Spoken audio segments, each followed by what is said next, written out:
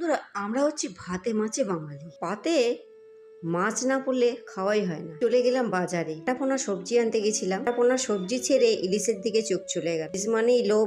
ইলিশ কিনে আনলাম আর ডিমওয়ালা একদম। আজকে ইলিশ মাছের কিন্তু ঝোল বানাবো। মাছগুলো ধুয়ে নুন হলুদ মেখে হালকা করে ভেজে নেব। ঝোল বানাবার জন্য একটু বেগুন আলুও দিয়ে দিতে আরো ভালো লাগবে খেতে। ভাজা হয়ে গেছে, ওই তেলের মধ্যে আলু ভেজে নেব। আলু, বেগুন, কাঁচা লঙ্কা। আলু দেবার আগে কালো জিরে দিয়ে দিয়েছি, লঙ্কা তো দিয়ে দিয়েছিলাম।